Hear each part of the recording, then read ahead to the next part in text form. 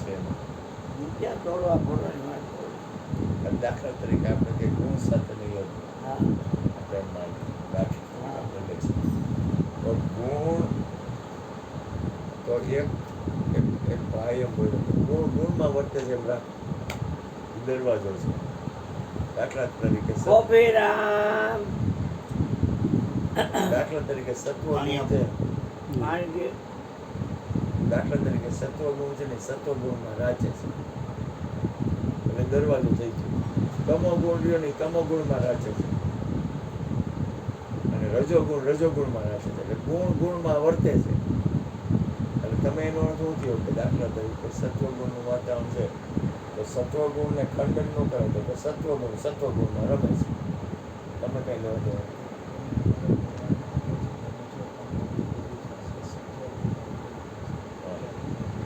પણ કૃષ્ણ એવું કહે છે કે ગુણ સાથે નહીં યોજના એટલે સત્વગુણ એ ઉડી જાય એકે નહીં કાંઈ નહીં.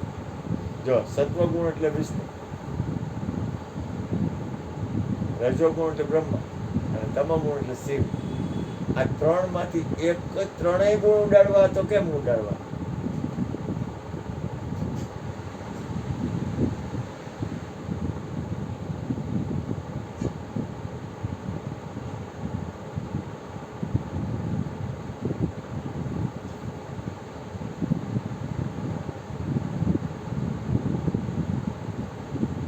દાખલા તરીકે આપણે પુનિત મહારાજને લઈ તો પુનિત મહારાજના ભજન છે કે ને કઈ ગતિ કરે છે એની ગતિ કઈ થઈ એ કયા ગુણ તરફ ગતિ થઈ સત્વગુણ તરફ થઈ પછી શિવના કોઈ ગુણ કે ભજન કરે તો કઈ ગતિ થઈ તમો ગુણ અને બ્રહ્માને માને તો કઈ ગતિ થઈ રજોગુણ એટલે ત્રણેય ગુણ તો છે જ કારણ કે ત્રણ ગુણ રહ્યા ત્રણ ગુણ એટલે હું તો કે શરીર હવે ત્રણ ગુણ શેનાથી છે માયા એની આદ્ય શક્તિ માયા છે માયાનું બનાવેલું ત્રણ ગુણ છે શેને બનાવ્યું હે હવે ત્રણ ગુણ એટલે વિષ્ણુની ઉત્પત્તિ માયાથી છે શિવની ઉત્પત્તિ માયાથી છે અને બ્રહ્માની ઉત્પત્તિ માયાથી છે હવે મહામાયા રહીને ઈ અને પરમાત્મા બે અલગ છે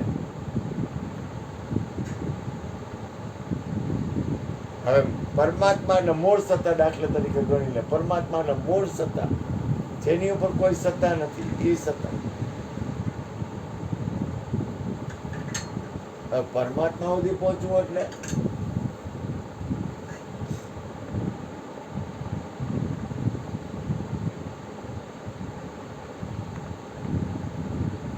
કૃષ્ણ કહે છે આ અક્ષરી માયા છે આખી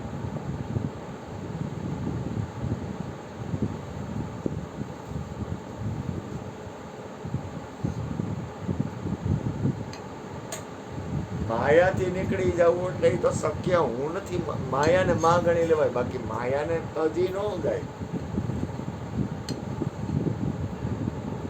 માયાને પરમાત્મા બનાવીએ કે લે ઈ થાય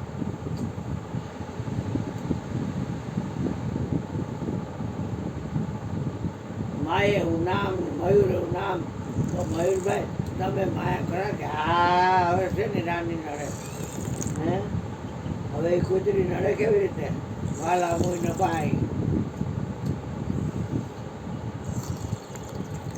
અને વિષ્ણુ એવું નામ અને મયુરભાઈ એવું નામ તો તમે વિષ્ણુ ખરા તો કે હા હવે એવું સતગુણ એવું નામ અને મયુર એવું નામ તો તમને સતગુણ કે હા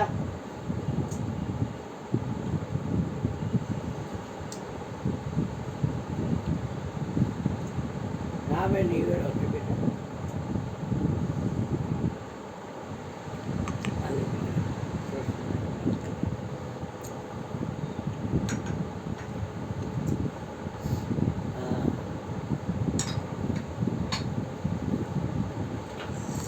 તમોગુણ એવું નામ અને મયુર એવું નામ તમોગુણ હા તમોગુણના દેવ શંકર એવું નામ અને મયુર એવું નામ શંકર રાજ હા બ્રહ્મા એવું નામ, રજોગુણના દેવ તમે રજોગુણ એવું નામ, અને મયુર એવું નામ તો રજોગુણ ખરા કે હા. બ્રહ્મા એવું નામ અને મયુર એવું નામ તો તમે બ્રહ્મા ખરા તો કે હા. સાવિત્રી એવું નામ અને બ્રહ્મા એવું નામ, મયુર એવું નામ તો તમે સાવિત્રી ખરા તો કે હા. શું થયું? શું થયું? જો મારો અંતરાત્મા એમ કહે છે કે ગુણને ખંડન કરી અગાય નહીં. તમે પેલું જો છો એ વાત સાચી છે. આજે ઓલા બાપુ આવ્યો હતા ને તિલકદાસ, એ તિલકદાસ રહ્યા ને એ સાધુ છે. કેવા સાધુ છે? દેસાઈ. પણ એ ગ્રહસ્થી સાધુ છે. કે મારા ઘરવાળા છે, મારે એક દીકરો છે, એના લગ્ન થઈ ગયા, દીકરી છે એ હારે વહી ગઈ, મેં કોઈ દી કાંઈ કામ ધંધો કર્યો નથી અને મારે કંઈ ઘટ્યું નથી. અને મારા ઘરે મને કે તમે આવજો, બધી બીજે ભજન હોય એના બાપુજી નારાયણભાઈ અને એના શિષ્ય છે. અને પાછા ઉપદેશ આમ અણસમજણ વાળો નથી, સમજણ તો છે પણ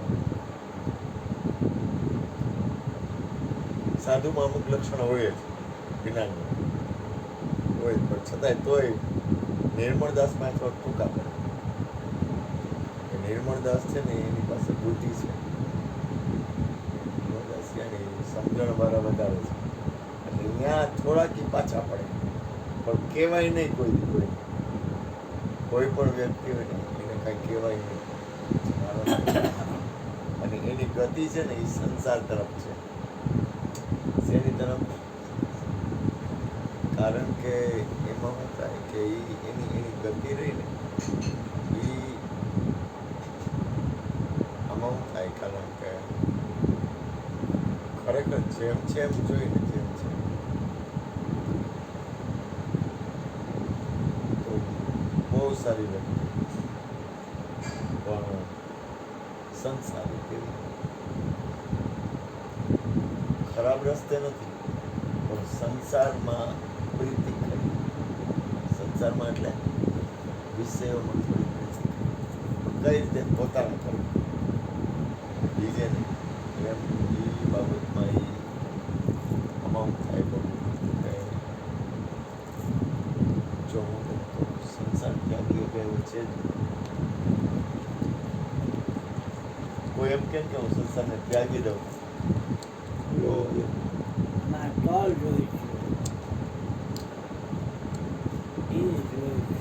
સંસારને કોઈ પણ રીતે તમે ત્યાગી નહીં હો. સંસારને કઈ રીતે ત્યાગી દો? સંસારનો ત્યાગ કઈ રીતે થાય? હાલો આપણે આજ મેં લગ્ન નથી કર્યું, દાખલા કોઈ લગ્ન ન કરે, ગમે એ જ્ઞાતિ હોય, ગમે એ હોય, કોઈ પણ વ્યક્તિ હોય, એટલે હું સંસારનો ત્યાગ થઈ ગયો.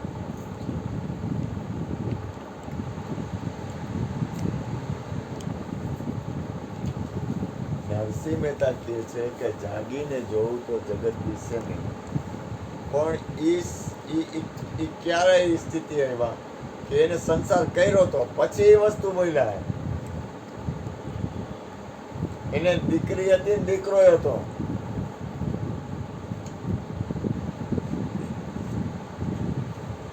પછી શું થયું એ ત્યાર પછી એની અંદરની સ્થિતિ બંધાણીને પરમાત્માનું નામ એને એટલું સ્મરણ જોયા.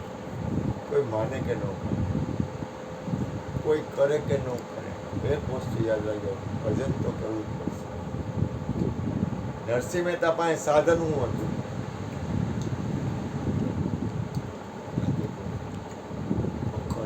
હવે સાધન આપ્યું હતું કોણે? એક સાધુ હતા. નરસિંહ મહેતા પેલા મૂંગા હતા, પૂર્વની કમાઈ. જો આમાં કેવું હોય કે તું ગમે એટલું જ્ઞાન પાડ નાખે, હું ગમે એટલું જ્ઞાન પાડ નાખું, એમ ન થાય. પણ પૂર્વ જન્મનું કાંઈક તમારી ઉપર કાંઈક કૃપા હોય, અને કામ કોઈ એવો શહેનશાહ હોય એ કૃપા કરે ને તો જ આ દ્વાર ખુલે. આપ બળે છૂટે નહીં, છોડાવે સદગુરુ. સદગુરુ એટલે શરીર નહીં, ભૂલ ન કરતા, વ્યક્તિ નહીં, છોડાવે સદગુરુ. હવે એ નરસિંહ મહેતા હતા ને એને પૂર્વ જન્મની કમાઈ હતી.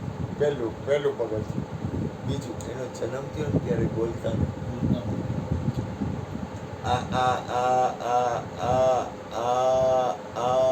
બોલી જ નહોતા. થયું કેવું કે એમાં એક સાધુ પુરુષ આવ્યો. એની ગતિ એવી હતી કે સાધુ તરફ જ ગતિ કરે, સંતો તરફ જ ગતિ કરે. એમાં એક જગ્યાએ ભજન હાલતા હતા ને તો એની માને મૂકીને અહીંયા વયો ગયો.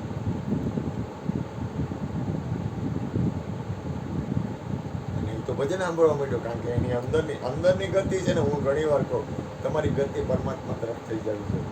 પછી તમે નરકમાં પડો, સ્વર્ગમાં પડો, પાતાળમાં પડો, ઊંડા જળમાં પડો કે ગમે ત્યાં પડો, એ મહત્વનું નથી. તમારી ગતિ એક નક્કી થઈ જવી જોઈએ. મારી ગતિ આ જ છે.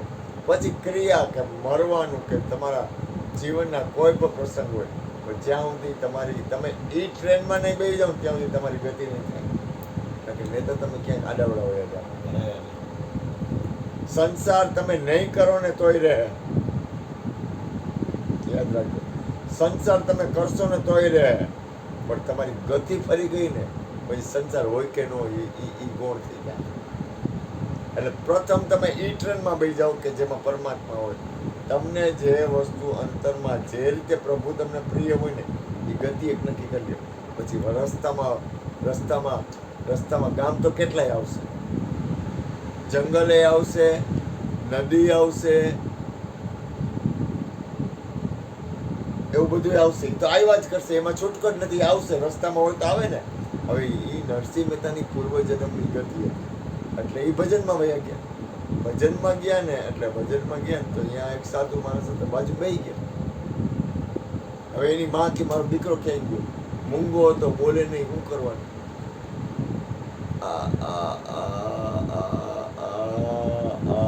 જીભ જ નહોતી. એમાં એ સાધુ મહારાજ હતા ને તો એની માં ગોતી આવી કે બેઠા તે ગોતી એવી અહીંયા આવી ને તો બેટા તું અહીંયા છો. એ કે સાધુ બહુ પવિત્ર આત્મા, બહુ ઊંચો આત્મા, બહુ સારો આત્મા. કોઈ સાધુની સ્થિતિ એવી છે તો કે બાપજી મારો દીકરો મૂંગો છે, એ અહીંયા આવી ગયો, કે બોલતો નથી. અરે કે બેટા કે તારો દીકરો મૂંગો ન હોય, કે એ બોલે કે પણ કે બોલે કે માં બાપુ કે બોલતો નથી.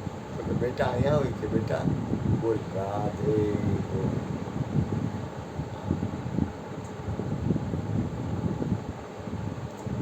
રાધે રાધે રાધે બોલ બેટા. રાધે બોલ બેટા બોલ. રાધે ગોવિંદ બોલતો. પછી એની જિંદગીમાં રાધે ગોવિંદ સિવાય ક્યાં બોલવાનું. આપણી પાસે સમરણની બેલેન્સ કેટલી? ગુરુ મહારાજે સમરણ આપ્યું, કેટલી વાત કરી છે? હું તો નથી કરી.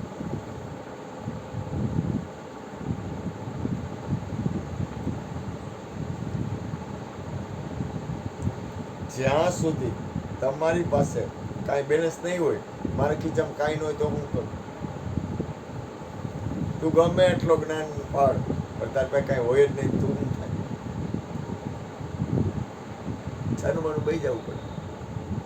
કેમ? જ્યાં સુધી પોતાના આત્મકલ્યાણ અથવા પરમાત્માની અંદરની સ્થિતિની બેલેન્સ નહીં બને ત્યાં સુધી તમે ઊભા નહીં રહ્યો. હવે કના યાદ રાખજો, જીવનમાં બેલેન્સ, જીવનમાં જ્યાં સુધી આવા કરા પાણી પછી ચા, ઠંડુ પાણી આપે.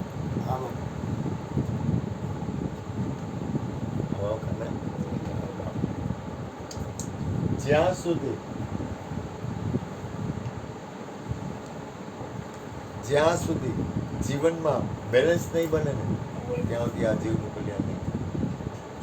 તમને જે નામ વાલું હોય, જે પરમાત્મા વાલો હોય, જે તમને દાખલા તરીકે મહાદેવ વાળો છે તો મહાદેવનું તમે મહાદેવનો મંત્ર તમે જપો છો, મહાદેવનો મંત્ર બોલો, મહાદેવનો મંત્ર સાંભળો. તમને જે પ્રિય હોય ને એનું ભજન જ્યાં સુધી તમે નહીં કરો ને ત્યાં સુધી તમારી પાસે બેલેન્સ બનશે નહીં. બેલેન્સ નહીં બને ને તો તમારી પાસે આગળ પાછળની જે બેલેન્સ છે એ પ્રમાણે ગતિ થાય. પણ તમારે ખાતામાં જ કાંઈ ન હોય તો તમે શું કરો? પ્રથમ છે તમારા જીવનમાં તમારી પાસે પ્રભુ નામની બેલેન્સ હોવી જ જોઈએ.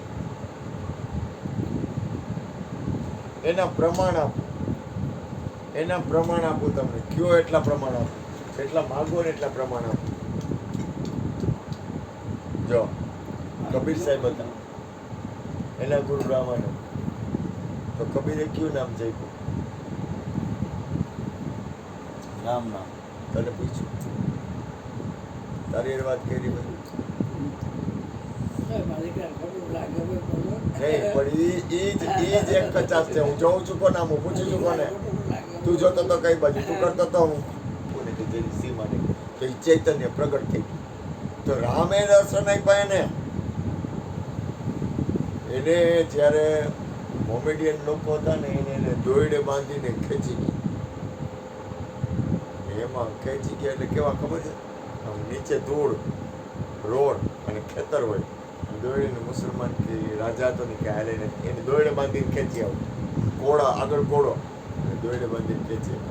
એની અંદર એક જ સમય રામ રામ રામ રામ રામ રામ રામ રામ રામ રામ રામ. એને રોમ રોમ નમ શેખ રામ. એમાં રામે દર્શન આપ્યા. એટલે ઓલા રાજાએ કીધું એને મારી નાખો, એને હળગાવી નાખો. તો હળગાવા ગયા તો એની અગ્નિ લાગી. ઓલાને રાગ ક્યાં હોય કઈ રીતે? જ્યાં સુધી તને જે પરમાત્મા વાલો હોય એનો મંત્ર તું નહીં કર ને, અને જ્યાં સુધી એની બેલેન્સ નહીં બને ને ત્યાં સુધી જન્મ સફળ નથી. કબૂલ કરો તોય ભલે, કબૂલ કરો નહીં તોય ભલે. આ શરીર છે ત્યારે અથવા કુદરતની કૃપા થાય પાછું શરીર મળે તોય નામ સ્મરણ કરવું પડશે. એ સિવાય આ જીવની મુક્તિ નહીં થાય. કારણ કે જ્યાં સુધી મનુષ્ય જીવનની બેલેન્સ નહીં બને ને ત્યાં સુધી આ જીવ છે ને કોઈ દિવસ મુક્ત નથી. સત્ય છે ને એ સત્ય રહે. હું કબૂલ ન કરું ને તોય, અને હું કબૂલ કરું ને તોય સત્યનો કોઈ દી નાશ નહીં થાય. દાખલા તરીકે હું છેતરપિંડી કરીને કાંઈ વાત કરું તોય સત્યનો નાશ ન થાય, અને હું સત્ય વાત કરું ને તોય સત્યનો નાશ નહીં થાય. સત્ય તો સત્ય સ્વીકારવું પડશે. તમને જે વાલું હોય એનું નામ સાંભળો. મોબાઈલમાં તમે સંસારની બાજી તો સાંભળો છો, જરૂર નથી એવું તો કરો છો.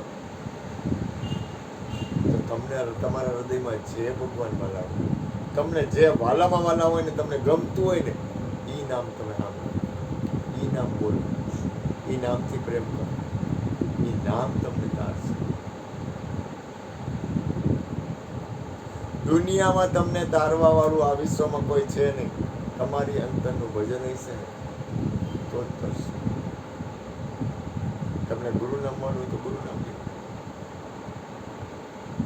તમને જે ગમે એ નામ લ્યો, તો એ નામ તારું. તમારું નામ ગમે, તમારું નામનું જપ કરો. હાલો, કોઈના બાપની જરૂર નથી. મારું નામ મને વાલું હોય, તમારું નામ જપો તો એ પ્રગટ થઈ જાય. પણ જ્યાં સુધી પ્રગટ ન થાય ને ત્યાં સુધી તમે એમ કહો કે હું કાંઈ ન કરું, મારું નામે ન જપું, નિજ નામે ન જપું, તો કેમ થાય? તમે કરશો. જ્યારે પરિણામ આવશે તમારી પાસે કાંઈ છે જ નહીં, તમારી પાસે ધ્યાન નથી, તો તમે કરશો. આપણે આ વાત હું કરું છું એ કોઈ લોભ, લાલચ, સંસારના વ્યવહાર, વહીવટ, કાંઈ લેવું, કાંઈ મળી જાય એવી આ વાત નથી. આ તો પોતાની અંદર જે ચૈતન્ય તત્વ પરમાત્મા બિરાજે, પોતાની અંદર જે ચૈતન્ય આત્મા બિરાજે છે એના કલ્યાણ વગર તમે એક વસ્તુ યાદ રાખજો, જ્યાં સુધી ભજનની, જ્યાં સુધી સત્સંગની, જ્યાં સુધી આત્મકલ્યાણની બેલેન્સ નહીં હોય ને ત્યાં સુધી તમે સંસારમાં નહીં આવો. આ વિશ્વમાં ક્યાંય નહીં હાલો.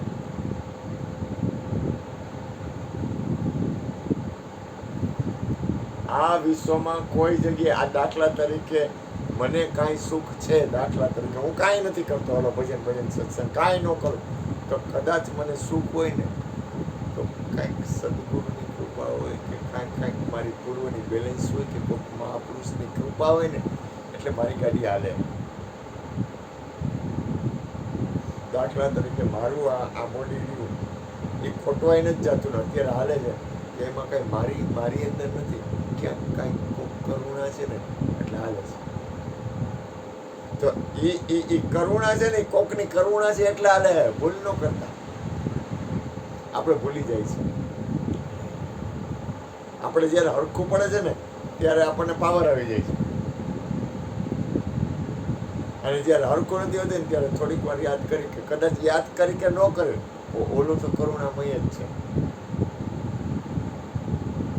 એ પદ છે ને એ એટલું બધું કરુણામય છે ને કે તારે જેમ જલસા કરવા એમ કર, તારે જે માનવું મન ફાવે માનતો હોય છોટ, હું દયાળુ જ છું. હા, મન ફાવે માય તોય દયા કરે, મન ફાવે માને તોય દયા કરે, કેવડી બધી કરુણા. આ છોકરાને ઓપરેશન કરવાનું હતું તો ઓપરેશનના પૈસા કે આ તો ઠીક, એનું મહત્વ નથી, પણ એ કે મારે તો સ્પેશિયલ એસી રૂમ જોઈએ. એના ખીચામાં પૈ નથી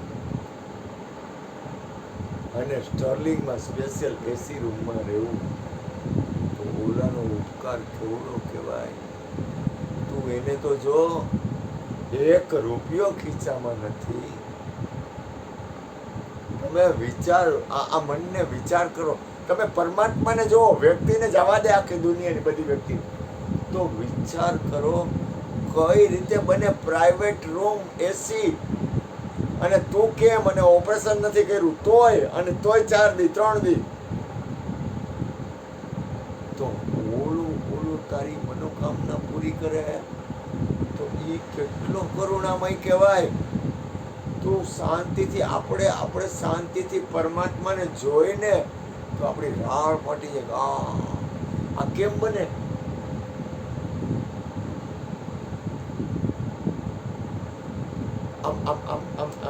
આમ તો હોય ને, તો આપણે જો આજે હું તને કહું, તું મારી પાસે આવ્યો, બરોબર, તારો પ્રેમ છે એવો તો મને એટલું તો દેખાય ને કે તારો પ્રેમ છે એટલે તું આવ્યો. તો હું તને એટલો ન જોઈ શકું કે ચંદ્રેશ મારી પાસે આવ્યો તો એનો ક્યાંક પ્રેમ પડ્યો હશે, તું આવ્યો. તું એમને નથી આવ્યો હતો ક્યાંક હૃદયમાં, ક્યાંક હૃદયમાં કાંઈક પ્રેમ હશે. તો એમ તારા જીવનમાં તને કાંઈક બને છે, આપણા દરેકના જીવનમાં કાંઈક બને છે, અથવા કાંઈ સારું વાતાવરણ બને છે, તો ઓનો પ્રેમ છે એ આપણે ન જોઈ શકીએ. તો આપણી દ્રષ્ટિ કેમ નથી પહોંચતી અહીંયા સુધી? આ છોકરો રહ્યો ને, આ છોકરો મારા માટે, આ છોકરો બાદશાહ હે મારા માટે, આ છોકરો મારો બાદશાહ હે. પણ એક દી ક્યાં હતો? મારા માટે હું એને મારો બાપ ગણું.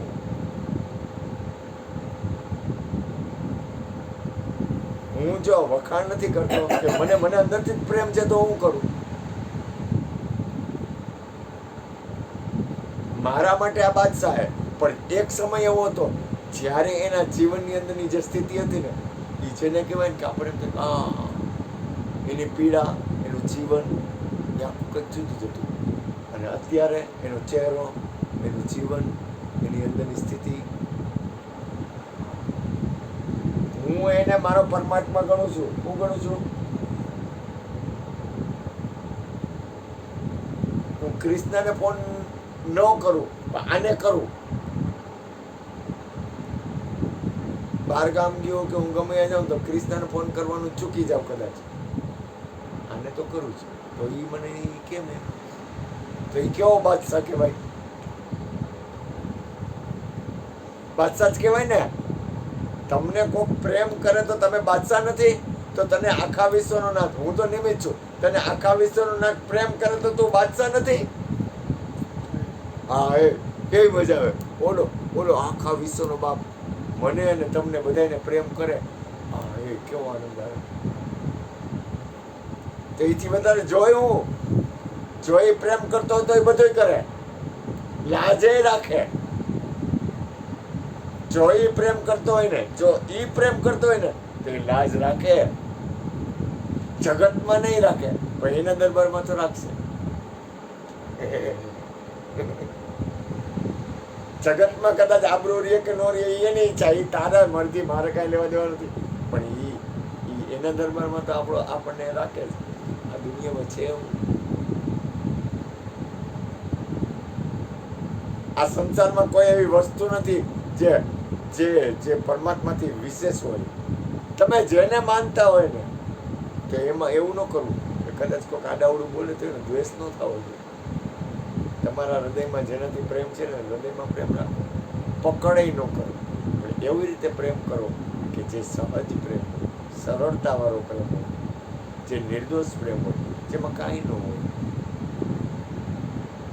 હવે શિશુપાલ હતો ને એ કૃષ્ણ પરમાત્માને ગાળું દેવા માંડ્યો. એટલે કૃષ્ણ પરમાત્મા શિશુપાલ હતો ને એને એની માં એને ભૂઈ થાય, શિશુપાલની માં કૃષ્ણ. તો ઈ માં છે ને 3 આંખ હતી, એટલે માં એ બધાના ખોળા મૂકે ને કૃષ્ણના કે જેના ખોળામાં આ બાળક મૂકશો ને એની આંખ એક છે ને એ પડી જાય ને એનો વધ કરશે. તો કૃષ્ણના ખોળા મૂક્યો ને આંખ વહી ગઈ. તો માં આવી કે કૃષ્ણ કે તું આને મારીશ? તો કે માં લખેલું છે એમાં કાંઈ ન થાય. બોલો અગ્નિકાંડ થયો ને એમાં 2 જ માણસ કેનેડામાં લવ કરતા. વિચાર કરો બબુ, તું વિચાર કર, કુદરતની રચનાનો વિચાર કરો. તમે વિચાર કરો, આપણી રાડ ફાટી જાય. ભૂપેનભાઈ 2 માણસ લવ કરતા હતા કેનેડામાં. હવે લવ કરતા હતા ને તો એ 2 લગ્ન કર્યા, લવ મેરેજ કર્યા. લવ મેરેજ તો એમને થાય? લવ મેરેજ કરીને અહીંયા આવ્યા ને અહીંયા એને વ્યવસ્થિત લગ્ન કરવા હતા. એમાં ઓલી શું કહેવાય એને? ગેમ ઝોન, શું કહેવાય? ગેમ ઝોનમાં એ 2 માણસ ગયા ને એમાં બળીને મરી ગયા. તો એનો અર્થ વિચાર કરો, તમે શાંતિથી વિચાર કરો. એનો અર્થ થયો કેનેડાથી અહીંયા આવી લવ મેરેજ યુવાન અને ગેમ ઝોનમાં થયા. અને એના દોસ્તાર 2 આવવાના હતા ને એ 2 માણસ નો આવ્યા, એ આવતા હતા ન આવ્યા. એનો અર્થ થયો કે કુદરતની કંઈક રચના છે. હવે કુદરતની રચનામાં કાંઈ બુદ્ધિનો ઉપયોગ નહીં આવે. કેવી હજુ અને એક પ્લેન હતું ને અમારે શાંતિભાઈ, એક પ્લેન હતું, એ પ્લેન ઉપરથી ઉડતું સત્ય કરતું ઉડતું હતું ને એમાં ક્રેશ થયો, પ્લેનમાં આગ લાગી ગઈ ને તો એમાં એક વ્યક્તિ એવી રીતે બચી ગઈ, બધા વયા ગયા. અને એક વ્યક્તિ કેવી રીતે બચી ગઈ? પ્લેન આખું નીચે પડી ગયું ને એમાંથી એક વ્યક્તિ બચી ગઈ. તો એ કે તમને બચી ગયો એ નથી દેખાતો એની રચનામાં. એટલે એનો અર્થ એ થયો કે આ કુદરતની રચના છે ને એ એમને માનશે. હવે કુદરતની રચનામાં આપણે કુદરતને જોઈ લેવું હોય, આપણું ધ્યાન અહીંયા આવવું જોઈએ.